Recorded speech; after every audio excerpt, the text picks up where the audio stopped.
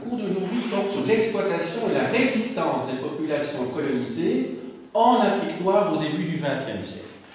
Donc la première chose à faire, comme d'habitude, c'est de définir les termes du sujet, hein, pour le baliser, pour le circonscrire le mieux possible. Donc je commence par l'introduction.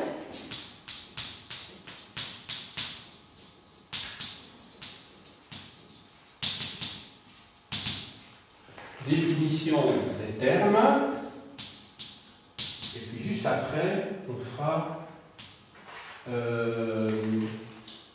situer donc le sujet dans son contexte historique et géographique.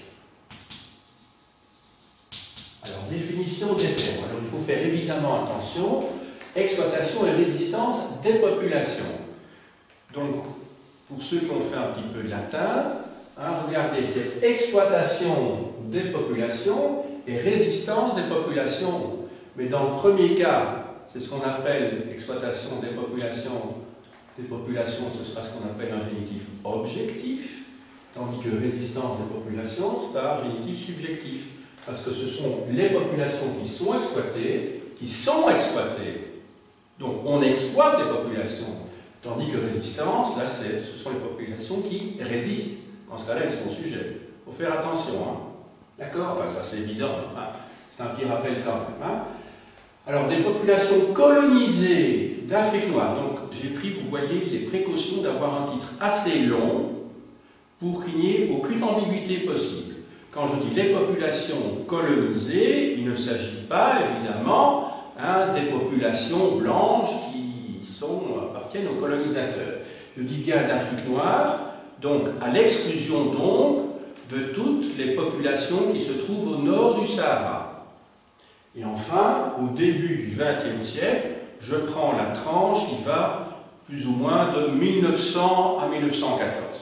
Donc les 15 premières années du XXe siècle. Ça c'est, je dirais, mon champ d'action aujourd'hui. Alors, maintenant le contexte historique et géographique. Alors, on va d'abord regarder la carte. Voilà.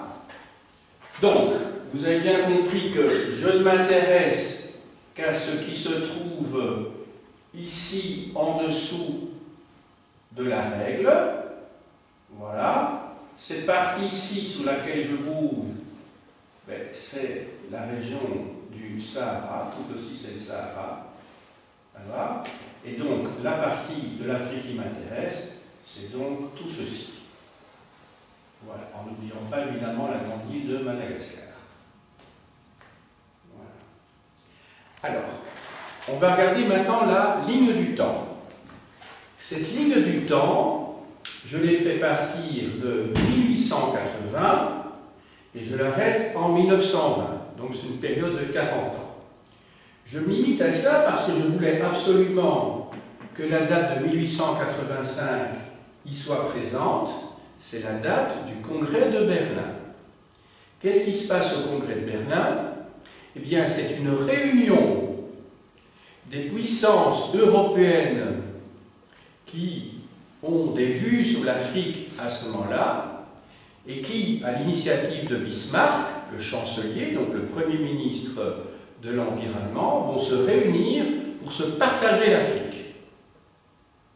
Alors on trouvera, lors de cette réunion à Berlin, on trouvera des Français, des Anglais, des Allemands, des Italiens, des Espagnols, des Portugais et des Belges.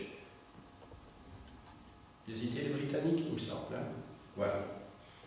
Alors, on va peut-être voir, je suis désolé, mais on va retourner la carte. Maintenant, comment ils vont se partager l'Afrique? L'Afrique noire, je dis, hein, à l'exclusion de l'Afrique blanche. Alors, on va commencer par les Français. Les Français vont se réserver, je dirais, avec les Britanniques, la part de Lyon.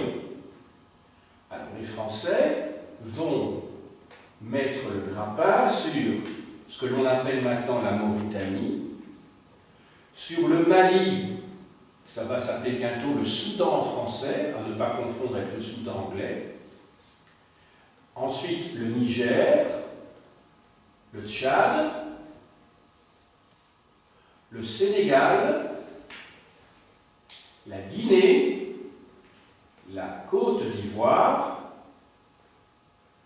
le Dahomey, alors ce que l'on appelle maintenant la République centrafricaine, à l'époque c'est l'Oubangui-Chari, et enfin le Congo, qui est maintenant subdivisé en Gabon et Congo-Brazzaville. Voilà. Alors ces territoires, au début du XXe siècle, vont être organisés en deux grands ensembles. D'une part, l'Afrique occidentale française, qui comprend la Mauritanie, le Soudan français, le Niger, le Bénin, oui, j'ai oublié de citer la Haute-Volta, maintenant ça s'appelle le Burkina Faso, la Côte d'Ivoire, la Guinée et le Sénégal, et puis un autre ensemble qui est l'Afrique équatoriale française, ici c'est donc l'Afrique occidentale française, l'Afrique équatoriale française qui comprend le Tchad, l'Oubangui-Chari, donc la République centrafricaine, et le Congo. Voilà. Ce sont deux grands ensembles de colonies qui ont été organisés par les Français. Le premier, l'Afrique occidentale française, a été organisé en 1902 et réorganisé en 1904. Et en 1910, c'est au tour de la création et de l'organisation de l'Afrique équatoriale française. Voilà. Alors, ça c'est pour les Français. Deuxième puissance coloniale très importante, il s'agit bien entendu des Britanniques. Alors les Britanniques occupent déjà, dans le cadre d'un condominium avec l'Égypte, le Soudan. Le Soudan. Mais ils occupent en outre le Kenya. Alors la Somalie britannique, on ne voit pas ici parce que maintenant elle a été englobée dans la République somalienne tout court. Il y a l'Ouganda, il y a deux territoires, enfin plusieurs territoires ici. Il y a la... Attendez, j'essaie de lire. Oui. Il y a donc ici la Rhodésie du Nord, ça va, la Rhodésie du Nord, la Rhodésie du Sud, maintenant c'est des pays qui portent d'autres noms, c'est le Zimbabwe et la Zambie. Alors, il y a ici le Nyasaland, maintenant ça s'appelle le Malawi. Le Bechuanaland, maintenant ça s'appelle le Botswana. Et alors, vous avez l'Union sud-africaine qui va bientôt devenir un dominion indépendant. Voilà. Alors, on a vu que donc les Français possèdent une grande partie de l'Afrique occidentale, que les Britanniques se sont réservés essentiellement la partie orientale de l'Afrique, mais les Britanniques ont également quelques territoires, et pas des moindres, dans la partie occidentale de l'Afrique, le Nigeria, le Ghana, la Sierra Leone et la Gambie, à l'intérieur du Sénégal.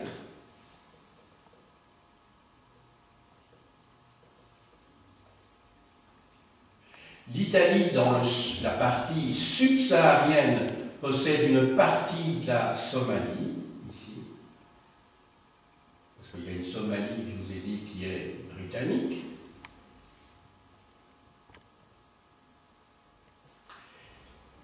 Les Allemands vont se réserver ce que eux appelleront l'Afrique orientale allemande. C'est le Tanganyika qui aujourd'hui, depuis la réunion avec Zanzibar, s'appelle la Tanzanie.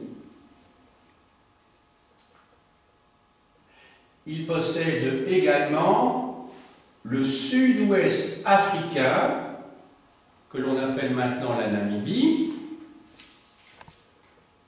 Il possède également à l'ouest du Tanganyika 2 régions dont la Belgique va hériter dans le cadre d'un protectorat de la Société des Nations après la Première Guerre mondiale, le Rwanda et le Burundi, qu'on appelle maintenant le Burundi. L'Allemagne possède également la plus grande partie du Cameroun, qui va être annexée après la défaite de l'Allemagne à l'Afrique équatoriale française. Et enfin le Togo, qui va devenir une colonie française également après le traité de Versailles, après 1919. Alors, reste encore le Portugal. Alors, le Portugal a 2 grandes colonies dans l'Afrique australe, l'Angola, le Mozambique. Ce sont des côtes où les Portugais ont établi des comptoirs depuis le 15e, 16e siècle, qui leur permettaient d'atteindre les Indes. Vous avez en outre une petite colonie qui s'appelle Sao Tomé et Principe, ici dans le golfe de Guinée. Le territoire de Cabinda, mais qui est lié à l'Angola, bien sûr. Et enfin, la Guinée-Bissau, la Guinée portugaise. L'Espagne n'a pas grand-chose. Elle a le Rio de Oro, qui s'appelle maintenant le Sahara occidental et qui a été annexé par le Maroc maintenant il y a plus de 35 ans, de fait. Et il y a également un territoire ici qui s'appelle la Guinée espagnole. Voilà, un petit territoire. Alors reste évidemment ce qui va devenir la colonie de la Belgique, c'est-à-dire le Congo, au cœur de l'Afrique centrale. Voilà. Alors j'espère n'avoir rien oublié en vous parlant donc des colonies françaises, britanniques, allemandes, italiennes, espagnoles, portugaises et belges. Voilà. Ceci c'est donc pour le cadre géographique, parce qu'il faut savoir évidemment de quoi on parle quand on traite un sujet comme celui-ci.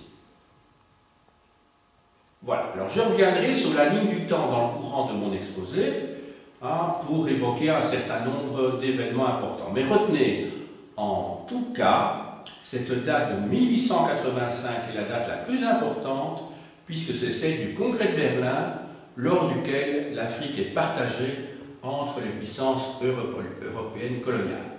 Donc ça c'est vraiment la grande date à connaître. 2 maintenant. Nous allons traiter du sujet en tant que tel. Donc on va le développer.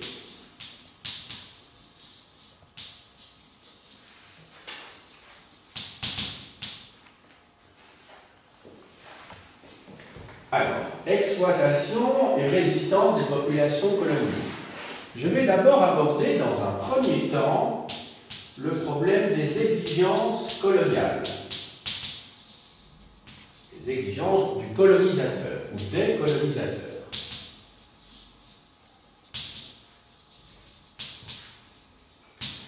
Alors, quelles sont leurs exigences? Vous allez voir qu'elles ne sont pas quelconques, elles sont assez importantes. Alors, les colonisateurs vont d'une part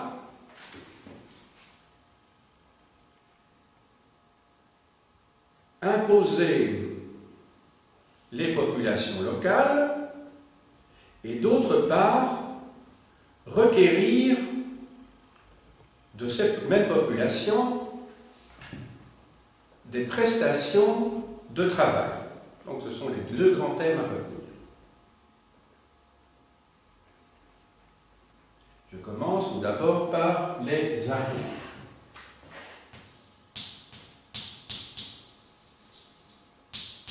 Alors, les impôts peuvent être de 2 ordres. Il peut s'agir de fiscalité directe ou de fiscalité indirecte. Vous connaissez bien sûr la différence entre ces deux types d'impôts. Les impôts directs, ce sont ceux qui reposent directement sur vos revenus. Les impôts indirects, ce sont ceux qui reposent sur des taxes diverses, par exemple lors de l'achat ou la vente de produits.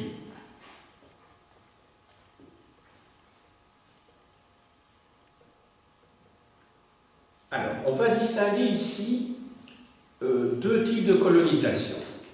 Les impôts indirects ont été surtout pratiqués par les Britanniques. Les impôts directs ont été pratiqués à côté des impôts indirects par les Français. Mais pas seulement.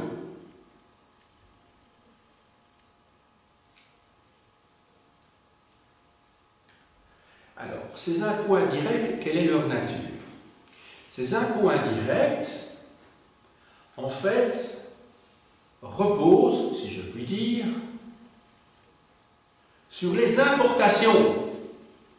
Donc les importations qui viennent la plupart du temps de la métropole et qui aboutissent dans les colonies. Alors pourquoi? Eh bien parce que si c'était les exportations sur lesquelles on faisait reposer ces impôts, ces taxes, ce serait défavorable, évidemment, pour les habitants des métropoles. Donc il faut évidemment que la fiscalité repose sur les malheureux colonisés. Et quelles sont les importations dans les colonies? Eh bien, il s'agit essentiellement de produits manufacturés, c'est-à-dire des produits qui ont été transformés dans la métropole, comme les tissus, et qui vont être vendus, donc, dans les colonies. On y trouve également l'alcool. Alors évidemment, le motif qui est invoqué pour l'alcool, c'est le combat contre l'alcool. Donc en fait, on impose l'alcool, soi-disant pour éviter que les gens deviennent alcooliques, dépendants de l'alcool. Mais évidemment, comme on sait que l'alcool est une boisson très prisée, on sait très bien que ça ne va pas avoir un effet très important sur la consommation, mais en revanche, ça va faire rentrer de l'argent dans les caisses de l'État. Alors pourquoi on ne taxe pas les exportations? Parce que qu'exportent les colonies? Mais elles exportent essentiellement des matières premières dont les métropoles ont besoin. Donc ce serait travailler contre elles-mêmes si les métropoles taxaient les exportations qui leur sont destinées.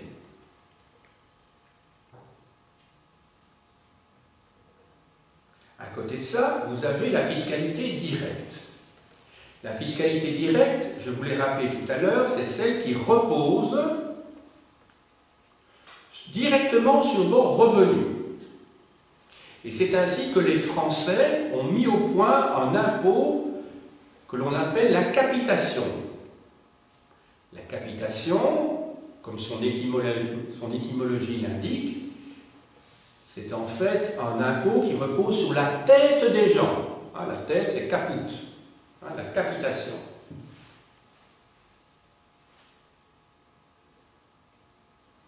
Autrement dit, c'est un impôt personnel, qui peut être relativement lourd.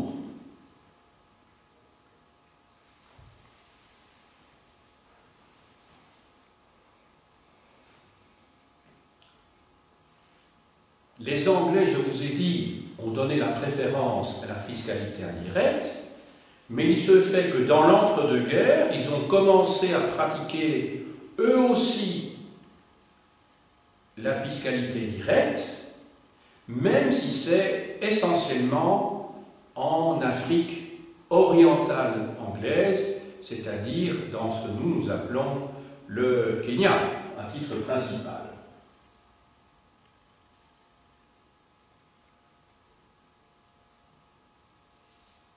Alors maintenant, la question est de savoir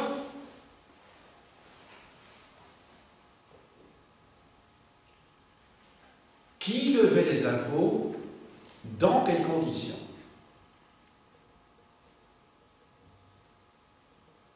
Et à quoi était-il censé servir? Officiellement, les impôts servent, c'est en tout cas le discours des autorités coloniales, pour légitimer, pour justifier cette fiscalité, c'est que ces impôts doivent servir à valoriser les territoires colonisés et à leur faire bénéficier d'infrastructures. Vous pensez bien que ces infrastructures sont essentiellement des infrastructures qui serviront aux Européens, bien entendu.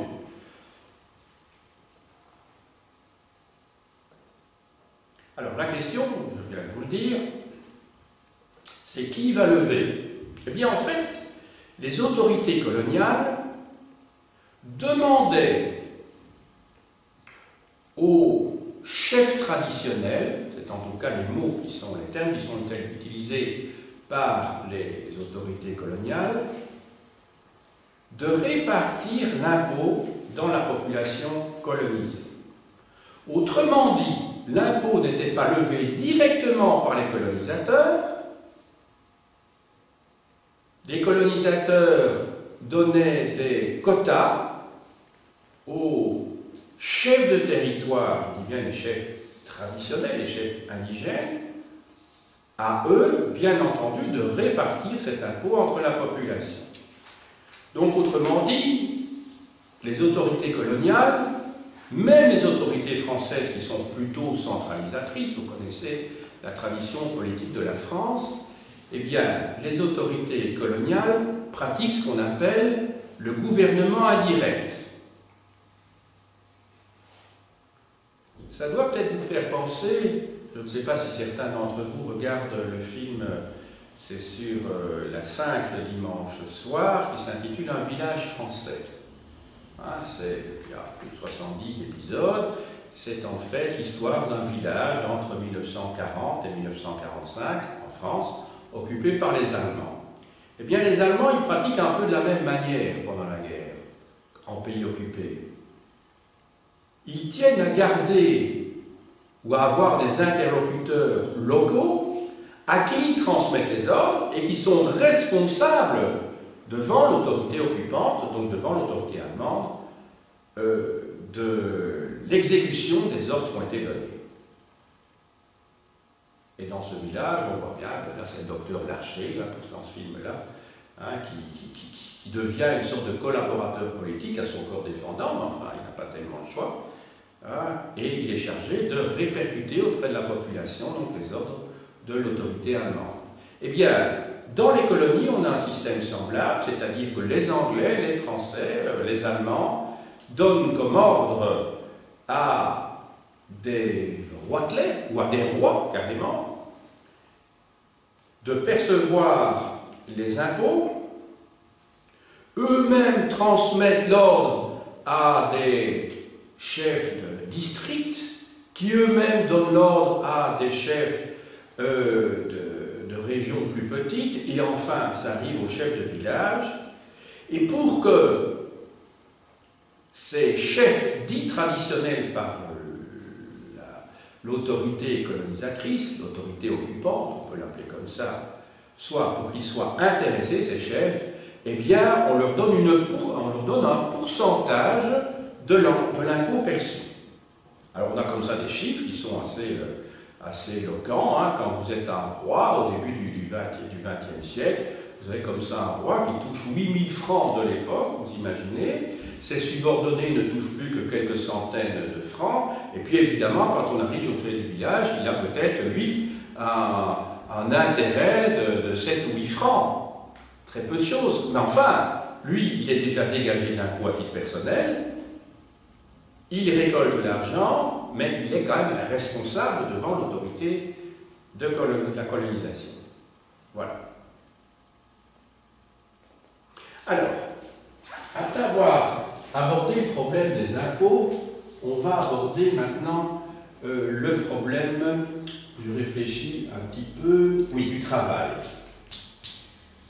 Alors, tout à l'heure, je vous ai parlé du travail qui est essentiellement un travail forcé. Donc on va voir quelles sont les prestations en travail qui sont demandées par les colonisateurs. Alors quand je dis travail, ça peut même aller très loin. Parce que quand les colonisateurs, encore à la fin du XIXe siècle, sont arrivés, quand ils ont conquis les territoires qui vont devenir des colonies, ils considéraient que la population était prise de guerre. Prise de guerre. Ça veut dire que les hommes étaient chargés de travailler comme des esclaves, véritablement, hein, pour toute une série d'activités, comme les activités de portage, par exemple. Parce que n'oubliez pas que dans les régions tropicales, les régions équatoriales, la forêt est dense, il n'y a pas de route, et donc le seul moyen de pouvoir se déplacer et d'avoir des porteurs. Vous avez certainement vu ça, des vieux films hein, où on voit des colonisateurs blancs comme ça avec le casque colonial, avec derrière des mandailles, hein, des noirs qui sont en train de porter des colis sur leur tête. Ben voilà, c'était la règle générale. Mais ça pouvait aller plus loin, parce que quand des soldats français, britanniques ou allemands arrivaient, mais ils se comportaient véritablement comme en d'autres temps, c'est-à-dire des soldats qui n'ont plus vu de femmes depuis longtemps. Et donc, une des premières choses qu'ils font, c'est de s'attribuer, de se partager en fonction de leur grade et de leur ancienneté, les jolies filles du village. Hein, celles qu'on appelle les mousseaux, hein, dans la boucle du Niger, vous voyez, en Afrique occidentale française, les mousseaux, et ce sont ces mêmes filles que l'on appelle les ménagères à Madagascar. En fait, c'est rien d'autre que des compagnes, si on peut parler ça de compagnes, hein, qui sont chargées en fait de satisfaire leurs besoins, qui ne sont peut-être pas spécialement affectifs, mais essentiellement sexuels, comme on peut l'imaginer. Hein, voilà. D'autant plus que le point de vue de ces colonisateurs est essentiellement un point de vue raciste. Hein, ils n'ont aucune considération par rapport aux populations qu'ils ont colonisées. Très raciste. Et c'est seulement dans l'entre-deux-guerres que les femmes d'administrateurs, des colons blancs vont commencer à arriver, par bateau principalement, et alors à partir de ce moment-là, ben là ils vont être officiellement en ménage avec leurs femmes, et vont cacher évidemment leur maîtresse, entre guillemets, leur compagne africaine.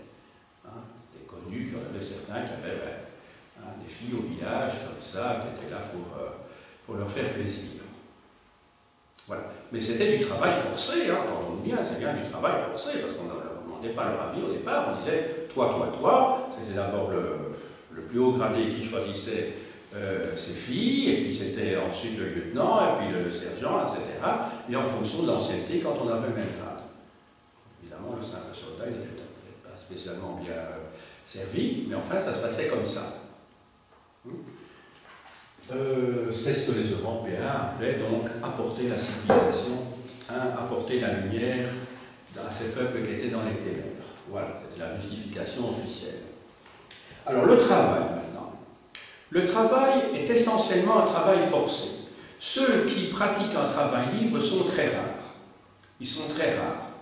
Et qui bénéficient parmi les Africains d'un travail dit libre, ce sont les ouvriers qualifiés, ceux qui ont des capacités, des dispositions, des expériences, donc des qualifications, et qui leur permettent, eux, de choisir leur emploi et d'être relativement bien payés, pour l'époque, entendons-nous bien, et vu les circonstances dans lesquelles ils se trouvaient.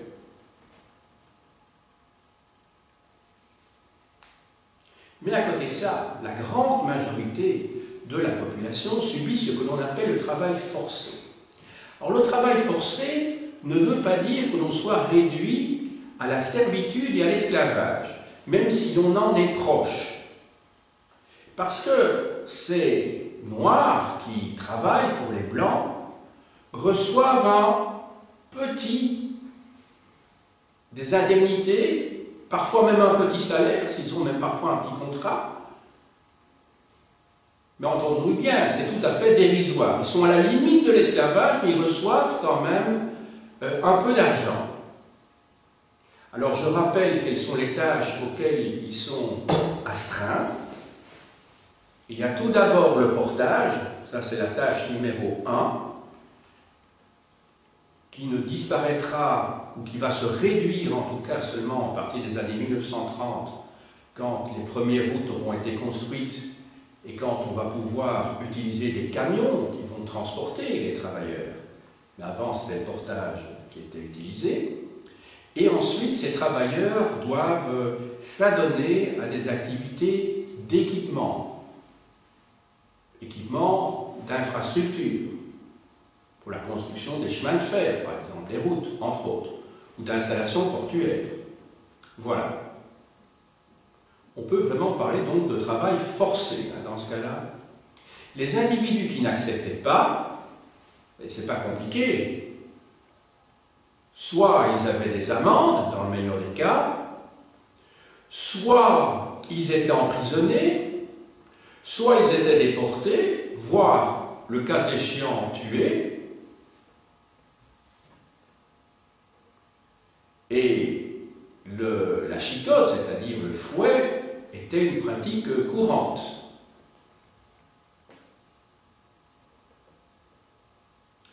Il y a même certaines régions où l'on utilisait les femmes et les enfants, les jeunes filles, alors dans un but tout à fait opportuniste. C'était pour que les hommes continuent à travailler sur des chantiers à proximité des villes. Eh bien, comment dirais-je, on les tenait en faisant travailler leurs femmes et leurs fillettes à proximité, pour qu'ils ne partent pas. C'est une manière aussi de les empêcher de fuir.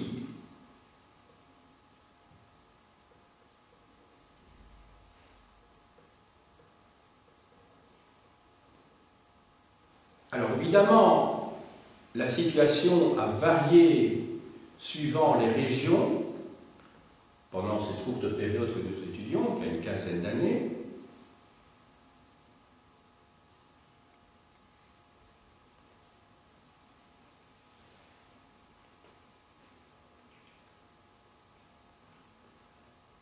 Mais, d'une manière générale, on peut dire que, évidemment, les conditions de travail étaient extrêmement dures, et c'est ce qui explique que beaucoup de ces travailleurs, suite à la malnutrition, parce qu'ils avaient, dans le meilleur des cas, des rations, parfois ils n'en avaient pas,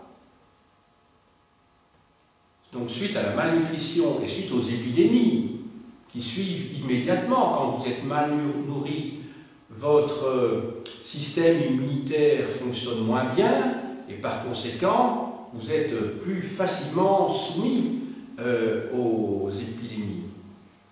Donc la mortalité n'était pas seulement due au travail forcé, elle était due aussi et surtout aux conditions d'alimentation et aux conditions, je dirais, de santé dans lesquelles ils travaillaient.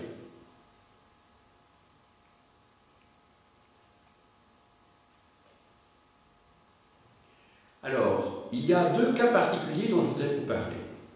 Tout d'abord, le cas des colonies portugaises. Le Mozambique tout d'abord et l'Angola ensuite. Donc le Mozambique, donc sur la côte est de l'Afrique australe, donc à proximité de l'océan Indien, et l'Angola donc sur la façade atlantique à l'ouest. Alors là, les Portugais profitaient du besoin en main-d'œuvre dans les colonies britanniques, belges ou allemandes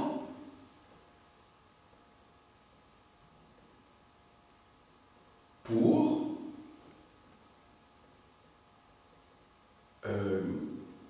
les louer, si je puis dire, à ces pays-là, à ces puissances colonisatrices, où donc des travailleurs noirs venant du Mozambique et de l'Angola allaient travailler.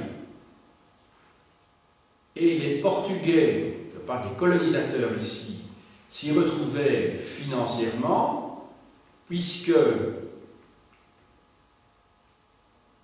les travailleurs qui partaient travailler à l'étranger étaient imposés dans leur pays d'origine.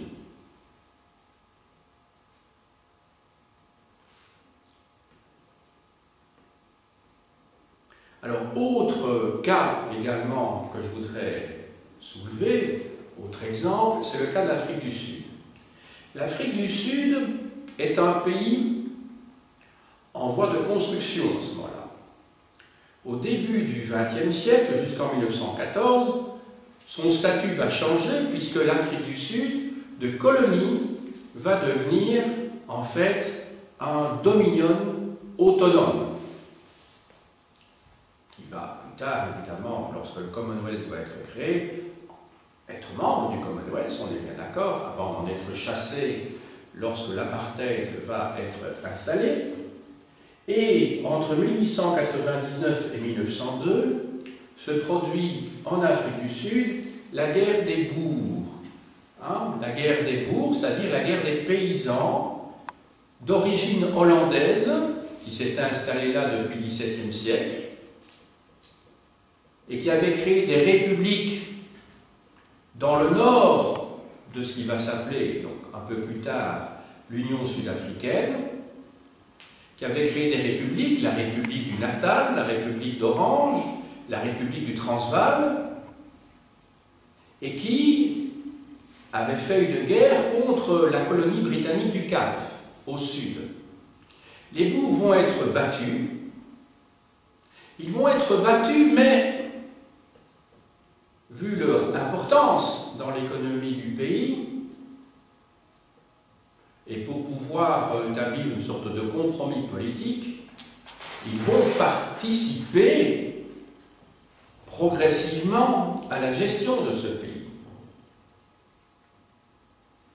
Et je vous rappelle que le dernier président de l'Afrique du Sud, avant Nelson Mandela, au début des années 1990, c'était Stéphane de Klerk, dont le nom d'origine irlandophone est assez clair.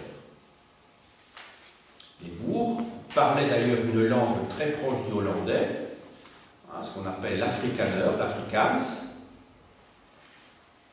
qui est au néerlandais ce que le canadien est au français, si vous voulez.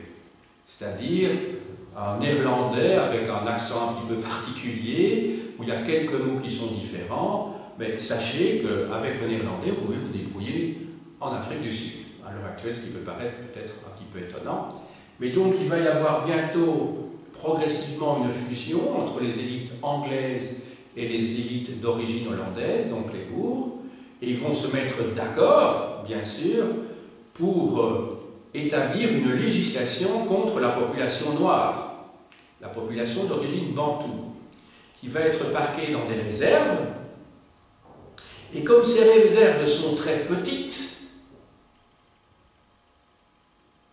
quand vous pensez que dans ces réserves, on trouvait que 7% de la surface agricole de l'ensemble de l'Union sud-africaine, et que la population croît dans ces réserves, ce qu'on va appeler plus tard des bantoustans à vitesse VV', eh bien, beaucoup de Noirs vont quitter ces réserves pour aller travailler chez les Blancs.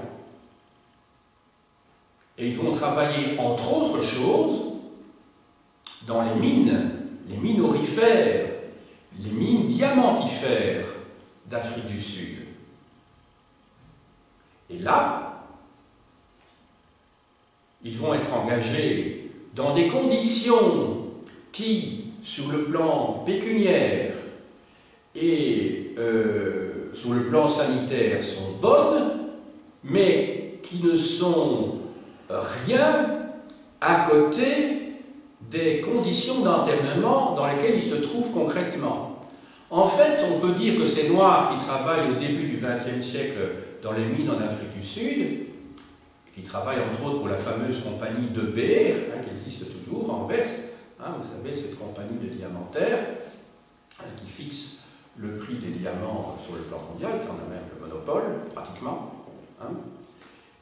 Eh bien, ils doivent donc ces mineurs doivent travailler dans des conditions extrêmement difficiles, puisqu'ils sont enfermés véritablement derrière un double mur de tôle, pour éviter évidemment qu'ils ne fassent sortir les diamants qu'ils produisent eux-mêmes. Mais ce sont pratiquement des camps de concentration.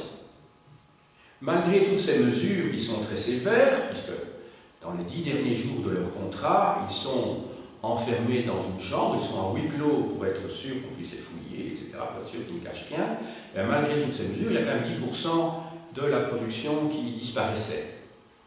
Mais lorsque un travailleur noir était pris, et ils avaient beau avoir un contrat, ils avaient beau avoir des conditions de travail qui n'étaient pas si mal que ça, parce qu'ils travaillent 8 heures par jour, alors quand il faudra attendre 1908 et 1910, il met sur 1912, je crois, pour qu'en Allemagne et en Angleterre, on arrive à la journée de 8 heures.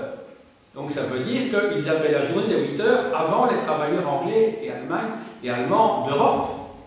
Hein, donc c'était pas si mal que ça, de ce point de vue-là. Mais malgré cela,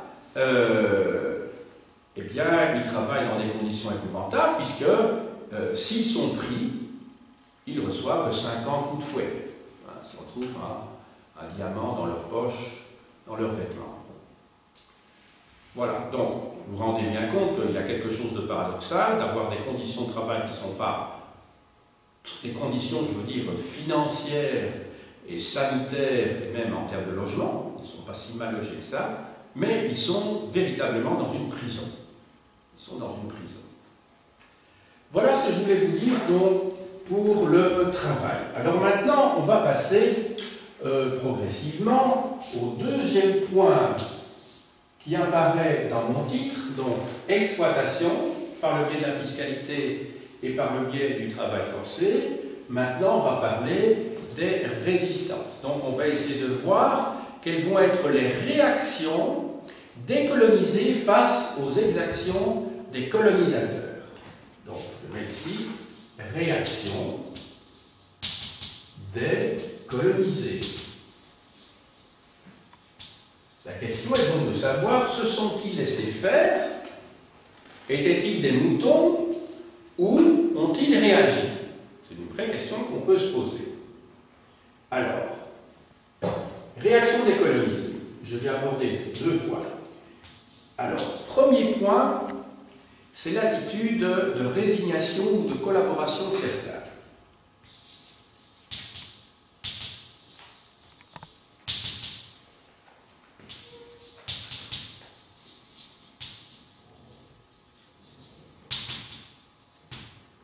Résignation et collaboration. Alors, le moteur essentiel qui faisait que ces colonisés se soumettaient aux exigences des colonisateurs, c'était bien sûr d'abord la peur, la crainte. Je vous ai parlé des coups de fouet, je vous ai parlé des amendes élevées, je vous ai parlé d'emprisonnement, je vous ai parlé également de déportation. Évidemment, ça fait réfléchir. Hein, quelles que soient les époques, quels que soient les peuples considérés.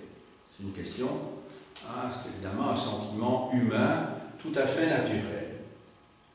Mais à côté de ça, je vous ai dit que les autorités colonisatrices s'adressaient aux chefs traditionnels, parce qu'ils ne pouvaient pas faire autrement, lorsqu'ils avaient besoin de quelque chose. Donc, ils n'avaient pas intérêt a priori à menacer, à créer des révoltes armées.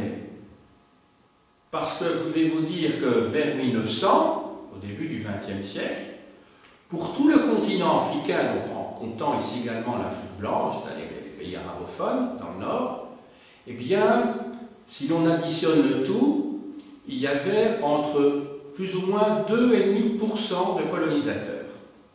Contre donc, vous faites la différence, 97,50% de colonisés. Évidemment, avec des grandes disparités régionales. Il y a des régions où il y avait beaucoup plus de colonisateurs, pensez à l'Afrique du Nord, plusieurs millions de Français par exemple, et des régions où il y avait très peu de colonisateurs, il n'y avait presque personne. Et donc, vu le faible nombre de colonisateurs, d'agents de la métropole, il devait évidemment trouver des compromis avec ses chefs. Je vous ai expliqué tout à l'heure que ces chefs avaient un rôle d'intermédiaire. Et tout était une question de rapport de force entre les populations locales et les colonisateurs, mais aussi entre le chef et sa population, villageoise, territoriale ou autre. Alors, contrairement à ce qu'on a pu dire souvent et longtemps, il ne faut pas croire que les chefs avaient une autorité assez forte sur leur population. Vous savez qu'il y a une pratique en Afrique noire que l'on appelle la palabre.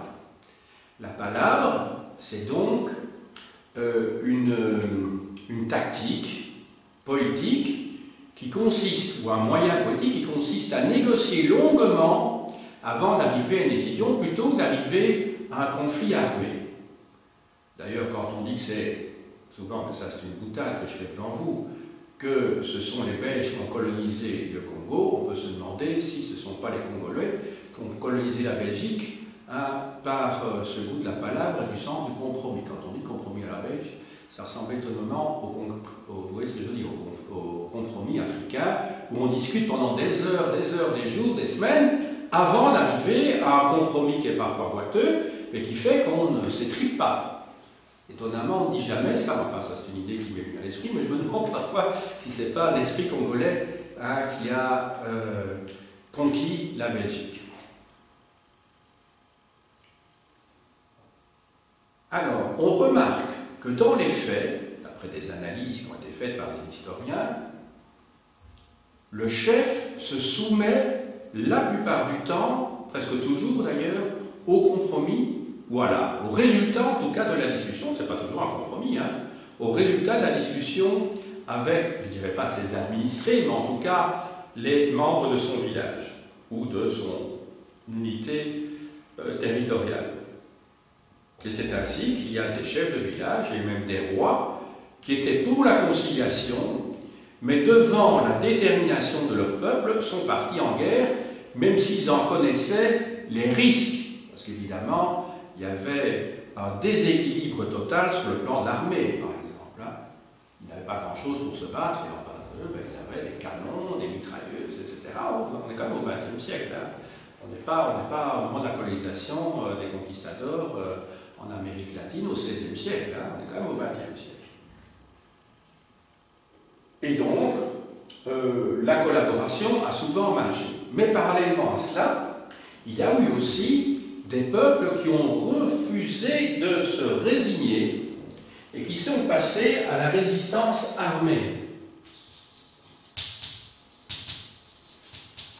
Alors, avant de parler des résistances armées, on va parler d'abord des résistances pacifiques. Parce que je crois qu'il faut voir les choses dans l'ordre. Pacifique et puis armée. Alors, la résistance pacifique, c'est quoi, une résistance pacifique? Eh bien, c'est décider de...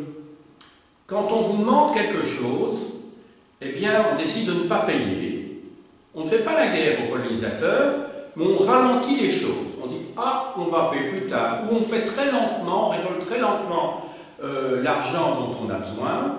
Ou on vous demande, voilà, de porter telle ou telle marchandise d'un endroit à l'autre, eh bien, on ne porte pas, ou on fait semblant, vous savez, vous connaissez un petit peu cette tactique, on joue au paresseux, on dit qu'on est malade, qu'on ne sait pas porter, etc. Donc c'est une tactique pour ne pas, effectivement, aller faire le travail qu'on vous demande. Même chose pour les équipements. Pour les équipements, on peut dire « Ah, on n'a pas trouvé ce que vous demandez, etc. » Pensez un petit peu à la résistance pacifique pendant la guerre. On parle toujours des résistants qui représentaient 2% de la population. Bon, les collabos, pendant la Deuxième Guerre mondiale, représentent aussi 2% de la population en moyenne. Mais il y avait beaucoup de gens qui faisaient de la résistance passive, enfin, plus exactement pacifique, pendant la guerre. c'est-à-dire des gens qui faisaient quoi? Ben, qui étaient ouvriers dans une usine allemande, et qui, effectivement, ne faisaient pas de sabotage. C'était pas eux qui distribuaient de l'information dans les boîtes aux lettres, c'était pas eux qui cachaient un parachutiste anglais qui était arrivé dans leur chambre, et qui ceux-là risquaient effectivement leur vie, parce que c'était des actes tout à fait condamnables, on était condamnés à mort quand on acceptait de faire cela. Ce n'étaient pas des gens qui faisaient de la presse clandestine, non, c'était des gens qui étaient ouvriers, qui s'arrangeaient. Par exemple, quand ils étaient dans une usine de réparation de camions ou quoi, mais il met 1 millimètre en plus les boulons, de sorte qu'on les rendait inutilisables. Mais quand vous faites ça avec des milliers de boulons, on ne sait pas quel ouvrier a fait ça. On ne va pas fusiller tous les ouvriers parce qu'on en a besoin des ouvriers. Eh bien, c'est une forme de résistance, mais une résistance pacifique, qui peut s'avérer efficace, bien entendu. Vous savez, il y a moyen, même dans l'administration, vous avez un poste, et vous trafiquez un petit peu les documents, ou vous ne voyez pas, on vous dit voilà, il faut aller, je ne sais pas, aller dans telle maison pour voir s'il n'y a pas des enfants juifs, etc. Vous laissez le dossier pendant un mois, entre-temps vous informez la famille qui a intérêt à partir, voilà. Mais c'est de la résistance aussi, hein, qui paraît peut-être moins courageuse, mais qui peut s'avérer très efficace.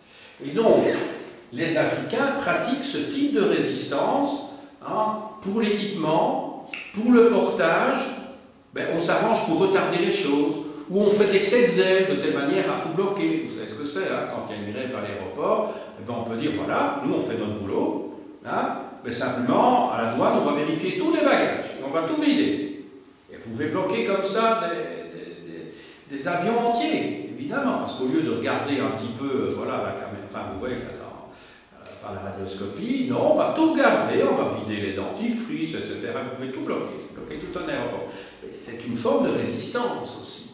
Ça va? Alors ici, je vous donne des comparaisons. Vous avez bien compris que dans le domaine africain, c'est surtout le portage, hein, et la construction de biens d'équipement, comme les voies de chemin de fer, les routes, ou les installations portuaires à titre principal. Ça peut être beaucoup d'autres choses. Alors maintenant, il y a eu également des résistances armées. Alors là, ça devient plus hard, comme on dit, hein, résistance armée. Alors là, c'est quand des peuples, parfois simplement des peuples entiers, parfois ça peut être simplement des habitants d'un village, décident à un moment donné de dire maintenant ça suffit, on n'accepte plus, on prend les armes, et même si ça paraît parfois un peu suicidaire, et ce le fut d'ailleurs, hein, comme je vais vous l'expliquer, on prend les armes contre le colonisateur, c'est une question de dignité, ça devient insupportable.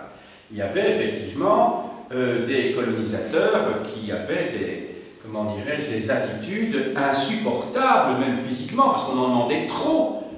Ou bien, voilà, au niveau des impôts, on en demandait tellement qu'il ne restait plus rien. Donc vous n'avez plus comme solution que justement vous battre. C'est même plus une question d'unité, c'est une question de survie. Alors regardez un petit peu le tableau chronologique, et vous allez voir de quoi il s'agit. Alors, j'ai cité 3 révoltes importantes. Les Herero, une révolte dans le sud-est de Madagascar, et les Maji-Maji. Alors, de quoi s'agit-il? Les Herero, on peut peut-être aller dans cette direction-ci, les Herero, c'était le nom d'un des peuples, il y en avait plusieurs, qui se trouvaient ici, dans le sud-ouest africain, qui était une colonie allemande. Eh bien, les Herero se sont soulevés contre les Allemands, et de 80 000 à 60 000 qu'ils étaient, ils se sont battus contre les Allemands, il n'était plus que 12 000 à la fin de cette guerre. Ce qui a fait dire à certains historiens qu'il s'agissait pratiquement d'un génocide. Alors la question est de savoir, peut-on parler de génocide s'il n'y a pas d'intention raciale, comme c'était le cas d'Hitler, etc., en disant là, je veux détruire le peuple juif ou les tziganes. Ici, le but, ce n'était pas de les détruire en tant que tel, c'était les détruire, pas en tant que peuple, mais c'était détruire des révoltés. Donc, génocide, oui, dans les résultats, mais peut-être pas dans les intentions. Oui, la différence. Tandis que chez Hitler, il y avait l'intention et le résultat. Donc il faut bien faire attention et ne pas faire d'anachronisme. Alors, les Herero, ça se situe, donc, comme vous l'avez vu, 1904. Donc ils sont passés de près de 80 000 à 12 000 Herero. Alors, Je vous cite également la même année, en 1904, le cas de Madagascar. Madagascar, dans le sud de Madagascar, Madagascar était une île qui avait été colonisée par les Français. Alors là aussi, il y a eu une révolte parce que les colonisateurs avaient pris des mesures vraiment insupportables aux yeux des colonisés. Il va y avoir là aussi beaucoup de morts. Et enfin, je vous ai cité le cas des Maji qui vont se battre entre 1905 et 1907 contre les Allemands au Tanganyika. Donc c'est ce qu'on appelle à l'époque l'Afrique orientale allemande. Maintenant ça s'appelle la Tanzanie. Alors là, les Maji, alors d'abord pourquoi ils s'appelaient Maji? Maji en fait, ça veut dire eau, dans la langue locale, ça veut dire l'eau tout simplement, mais une eau magique. Et ceux qui buvaient cette eau magique, eh bien ils étaient censés devenir invincibles. Ils se sont battus contre les Allemands, et là, les chiffres que l'on a, c'est qu'il y aurait eu 120 000 morts. Alors entendons-nous bien, il n'y a pas eu seulement 120 000 morts parce qu'il y a eu 120 000 tués, non. C'est parce que les Maji eux-mêmes ont détruit toute une série de champs de coton dans lesquels les Allemands les obligeaient à travailler sur une distance assez importante, 400 km. Ils ont eu des problèmes d'alimentation, il y a eu des épidémies, et donc en fait 120 000 c'est un chiffre global. Il n'empêche que vous avez donc bien des résistances armées, et c'est là-dessus que je voulais insister. Donc si on va faire maintenant le total de tout ceci, je vais noter en conclusion au tableau. Vous voyez que je termine mon explication, après le développement, 3. Conclusion. Donc, le prix à payer par les colonisés a été quand même très lourd. Ils n'ont évidemment pas eu les compensations qu'ils auraient été en droit d'attendre si les colonisateurs avaient appliqué les préceptes qui les avaient conduits là-bas, c'est-à-dire, entre autres, apporter la civilisation. Vous savez que personne n'est dupe de ce discours politique, sauf les naïfs. Enfin, c'est pas avec vous. Je parlais de ça récemment, je crois, quand on fait la guerre en Afghanistan, soi-disant pour apporter la démocratie, je crois que personne n'y croit. Même chose en Irak. Parce qu'il y a des tas de pays où il n'y a pas la démocratie et où on n'envoie pas des troupes. Donc ce sont évidemment des régions géostratégiques. Donc ici, ce n'était pas des raisons de civilisation qu'ont conduit les Européens dans ces régions-là, c'était essentiellement la recherche de matières premières bon marché et d'une main-d'œuvre pratiquement gratuite. Ça va de soi. On a exploité ces populations. Vous avez remarqué que je n'ai pas développé le cas du Congo belge parce qu'il devrait faire l'objet d'une leçon ultérieure. Donc là, je reprendrai tout ça pour le Congo belge, donc, qui a d'abord été un Congo léopoldien entre 1885 et 1908. Et à partir de 1908, la date se trouve au tableau d'ailleurs, l'État indépendant du Congo devient le Congo belge, donc colonie belge, jusqu'en 1960. Ce sera développé dans une leçon ultérieure. Donc voilà, il y aurait beaucoup de choses à dire à ce sujet-là, et vous verrez que j'aurai beaucoup de choses à vous dire sur la colonisation et l'apport civilisateur des Belges au Congo.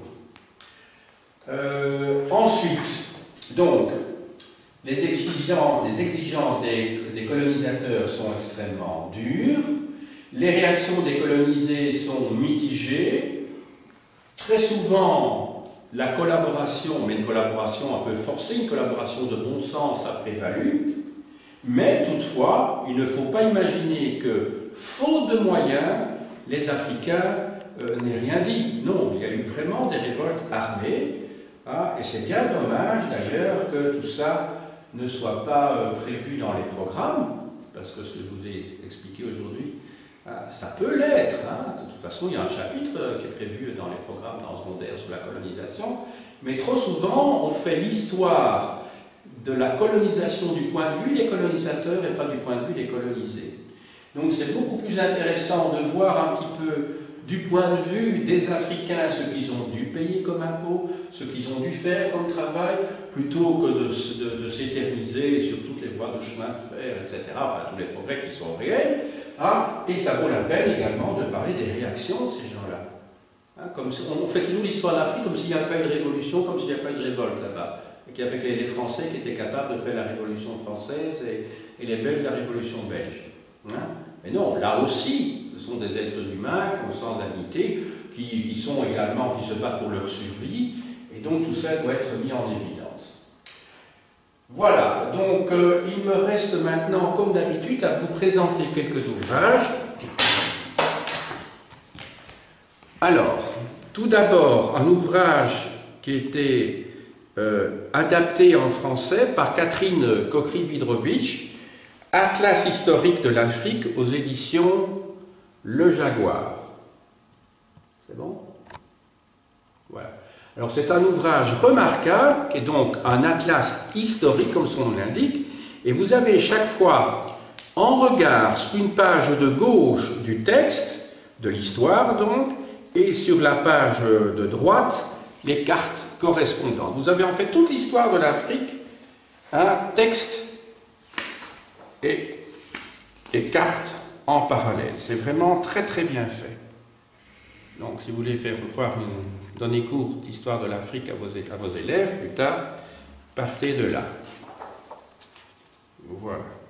Donc c'est très très bien fait. Alors, maintenant, pour ceux qui ne connaîtraient pas du tout l'histoire d'Afrique et qui voudraient ne pas partir d'un lourd pensum, mais de quelque chose d'agréable à lire, pas trop gros, pas des tout petits caractères non plus, il y a un petit ouvrage qui est bien fait, dû à l'auteur que je vous citais il y a un instant, Catherine Cockry-Widrovich, Petite histoire de l'Afrique.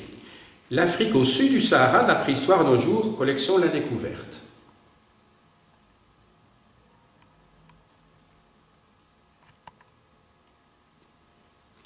Alors, de John Iliff, Les Africains, histoire d'un continent, dans la collection Champs, chez Flammarion. Alors, un ouvrage plus ancien, de Cornevin, Mari et femme, Histoire de l'Afrique, je vous ai apporté ici le tome 1, des origines à la Deuxième Guerre mondiale, dans la petite collection Payot.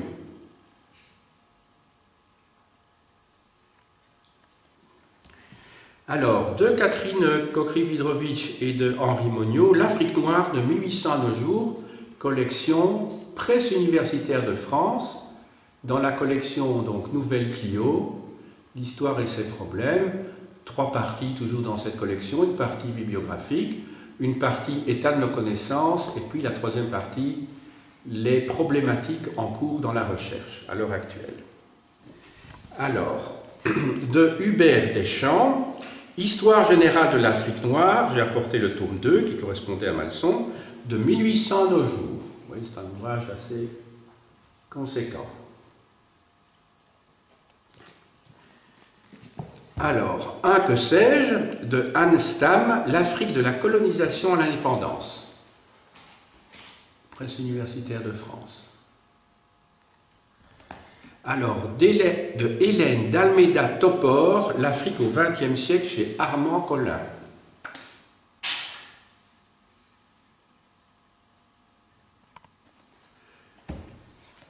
Alors, sous la direction de Jean-Loup Anselme et de Elitia Mbokolo, au cœur de l'ethnie, tribalisme et État en Afrique. La découverte.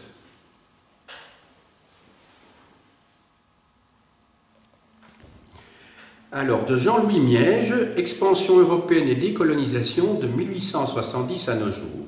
Collection Nouvelle Clio, Presse universitaire de France.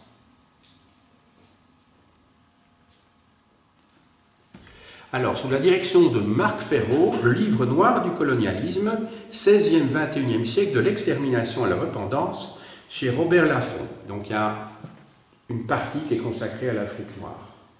Vous voyez que l'ouvrage est beaucoup plus général. Alors, pour la Belgique maintenant, de Guy Van Thems, professeur à la Vrije Universiteit de Bruxelles, la Belgique et le Congo, c'est le tome 4 de la Nouvelle Histoire de Belgique aux éditions Complexes. Et vous avez en couverture donc une peinture naïve relatant donc, montrant l'indépendance, les discours de Baudouin et de Patrice Lumumba, le Premier ministre.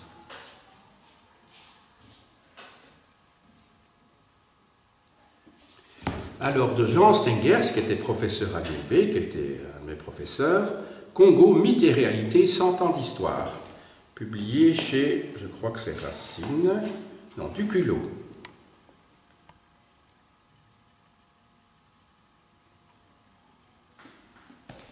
Alors, dans la collection TDC, qui se trouve ici à la bibliothèque de l'École normale, textes et documents pour la classe, le numéro du 15 mai 2012 est consacré à Afrique, esclavage et traite.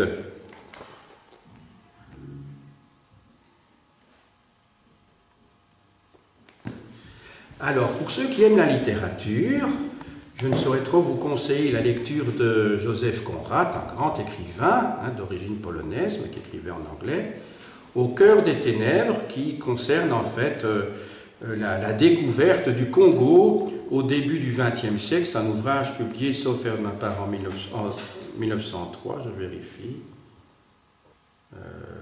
1902, voilà, excusez-moi. Collection Aubier. Collection bilingue. L'avantage, évidemment, quand on ne maîtrise pas toujours bien une langue, c'est toujours d'avoir le texte d'un côté dans la langue originale et sa traduction sur la page de droite. Alors, il a été publié également aux éditions Télème sous forme d'audiolivre. Voilà, texte intégral lu par Denis Lavant. 3 CD. Et alors, sur l'auteur lui-même, vous avez le magazine littéraire de mars 92, c'est pas hier, consacré à Joseph Conrad, justement.